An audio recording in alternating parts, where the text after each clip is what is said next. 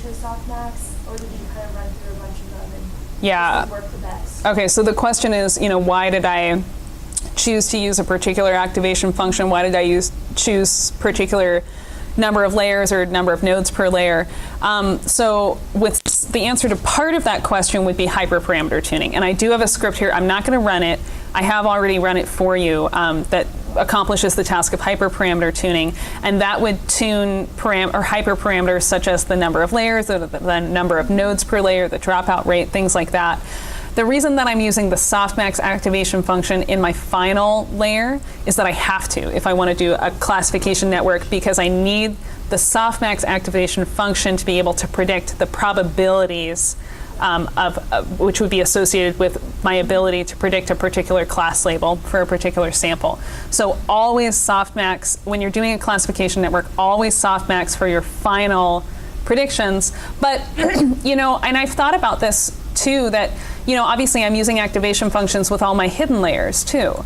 So maybe that's something that I should be including in my hyperparameter tuning, right? So I could change this code so that I save the string. So here, for example, when I'm defining an activation function in Keras, I use the word activation equals, so that's how I specify the argument that I'm defining, and then I define a string for the activation function that I want to use. In this case, I'm using the string RELU, so RELU, and so I could easily define this string as a variable and have that variable be, activation underscore function or something, and I could tune that for hyperparameters, right? I could include various different activation functions in my hyperparameter configurations, and that, maybe that's something that I should be thinking about doing, right? Like I kind of just, by default, I apply RELU to just about everything unless it's not working, and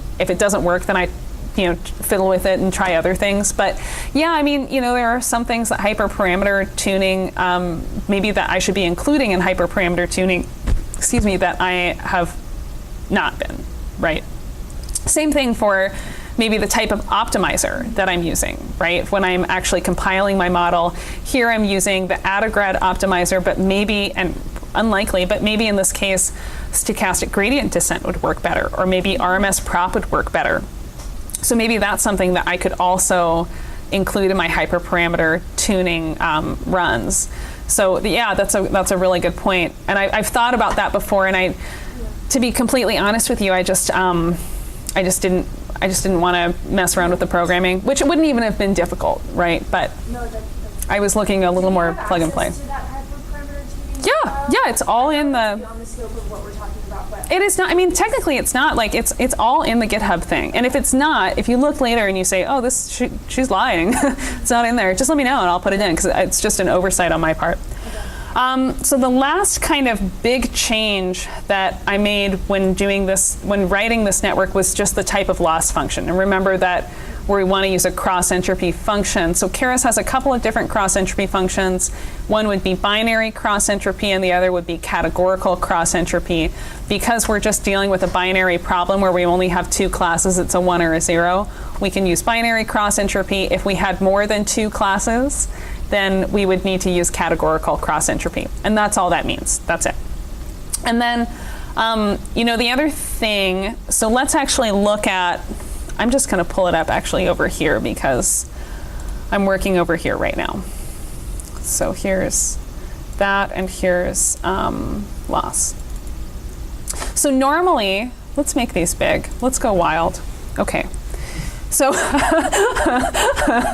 so normally when we've been looking at neural networks, what we're really monitoring is the loss function, right? In this case, yeah, we do want to monitor the loss function, but what we're actually interested in is how accurate the network is.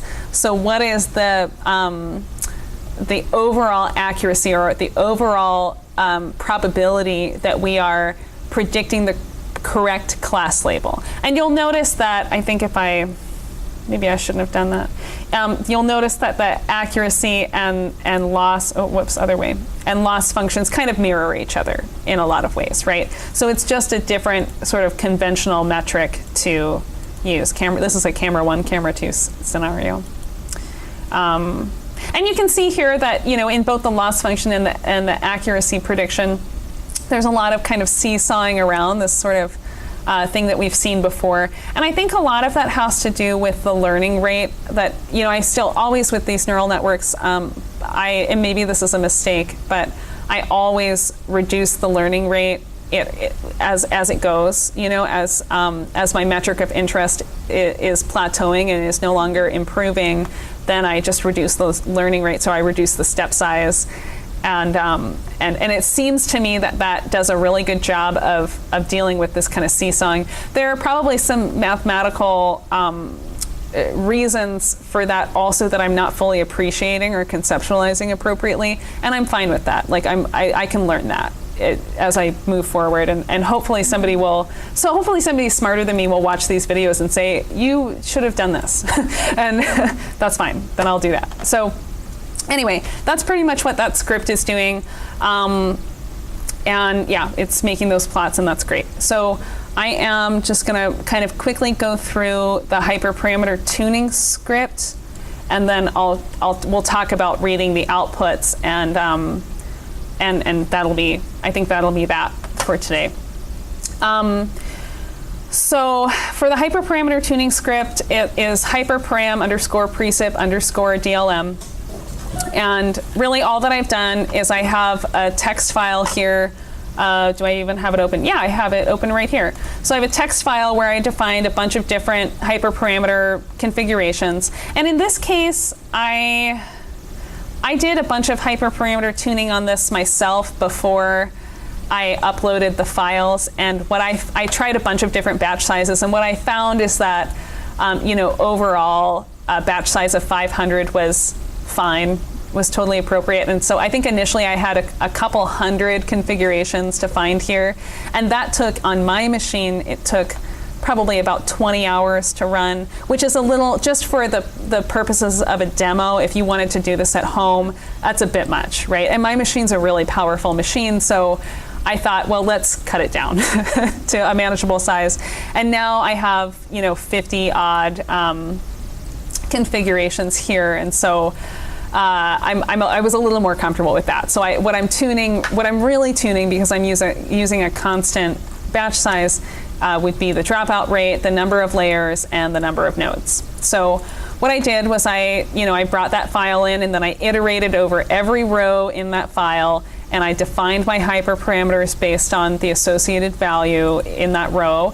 And then I ran the exact same network that I showed you guys in the other DLM file, and I saved those results. So I saved my accuracy on my test set to a dictionary, which I then wrote to a file. I did what's called pickling it, and I think we've talked about that before, so I'm not going to talk about it too much right now. But and then I just read the results. So I have the last file we're going to talk about, and then we'll talk about the results for a couple minutes. But the last file that I have in here is called precip_read hyperparam out. So in this file, what I'm doing is I'm reading the output from that hyperparameter optimization process, right? So what I do, I'll run this because it's a really quick file to run. And then I can show you a little bit of how the data is stored. And there were probably better ways to do this, and I'm fine with that. If somebody on the internet wants to talk about that, that's fine. So what I've done is I've read in this dictionary where I stored the testing accuracy for each of my hyperparameter tuning runs, right? So I have, some of them were 0.93, some of them were 0.23, so these would be percentages, so 93% accurate, roughly 24% accurate, whatever, right? So I keep trying to scroll down, but this is a really short code. It's only 30 lines long, including this header and including bringing in packages and all that. The actual code itself is only about 15 lines long, and that's including spaces and comments, so pretty good. So all I'm doing here is I'm just reading in, I'm just creating a data frame of all of the accuracies. So let's see, what am I? Average ACK, here we go. So here I have a data frame of all of the the associated probabilities of predicting the correct class labels over all of my samples here in a vector for each of my hyperparameter runs. And then I just decided that I wanted to examine the 10 largest or the 10 best performing hyperparameter configurations. And I have that stored in a data frame called best_perf. And so what I'm looking at here is I'm looking at the 10 best performers, and the associated index here would be the run number that would be associated with the more successful runs. So in this case, run number 18 or configuration number 18 had an overall accuracy of about 97%. And I ran each of these for 250 epochs, so that's that. So if I look at my hyperparameter tuning file, remember I'm looking for run 18 from a zero-based system, and this file has a header and the line numbers are 1-based. So I'm actually looking for the configuration that's stored in row 20, right? So in that case, I wanted to use a dropout rate of 0.2, 25 layers, and 10 nodes per layer. And lo and behold, that is how I updated this DLM file, right? To use those particular hyperparameters. Okay, so, and I ran this one for significantly longer, and I didn't, for whatever reason, I didn't have as good of success when I ran this as I did when I was hyperparameter tuning, and a lot of that has to do with the initialization of weights and biases and probably some other things that I'm not fully appreciating. But so now what I'm going to do is I just want to talk about the results a little bit, and then I think that'll be it for today, unless you guys want to go crazy with questions, and that's also fine. Okay, so let me find my trusty clicker again. Cool. So did the demo. Great. Okay, so these are the results that we kind of looked at already. If the loss function would be over here on the left side, and the accuracy through training would be here on the right side. And so the nice thing about this network that we actually haven't really seen as much before with the regression tasks for whatever reason is that in this case, we're actually very lucky that it's a little difficult to see, but if you look at the images from GitHub, you can see that a lot of the time the testing set actually had better accuracy than the training set. So that's really good, actually. That's what we want, is we want the network to be so well trained that it actually does better on data that it's never seen before, right? Instead of doing worse on data that it's never seen before. So that's actually somewhat inspiring.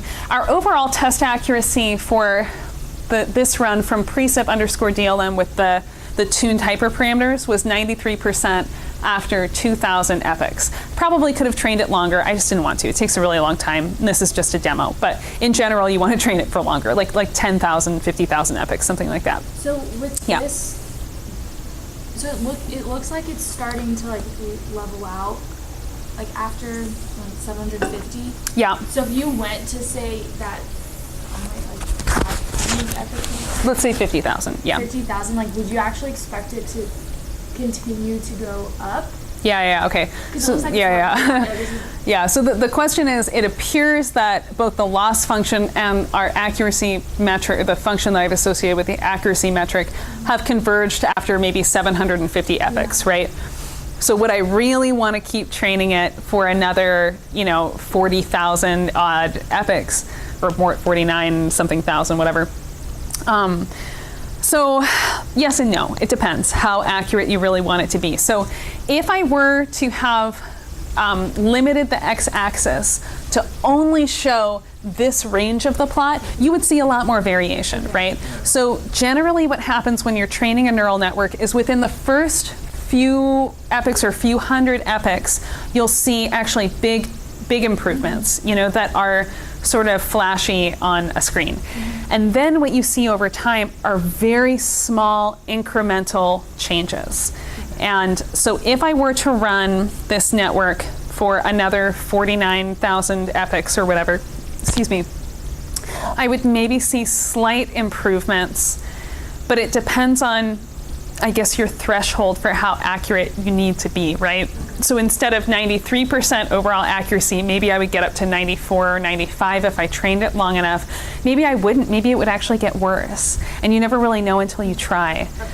Yeah, somebody smarter than me probably has a better sort of workflow for that, but this, that's kind of how I approach it.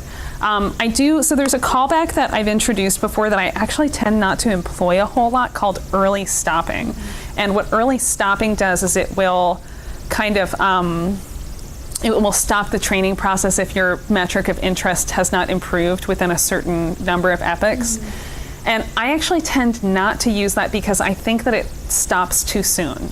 And I've had difficulty figuring out how to set the parameters so that it stops not too soon, but also not too late. And so I'm not in love with that callback, but I have used it, and it's not a horrible thing to use. So maybe I just need to talk to more people and figure out how they employ it so that it's really successful for them. But yeah, especially when I'm doing, like when I'm just doing my sort of initial investigation with the network, and I'm sort of just building it and trying to do some.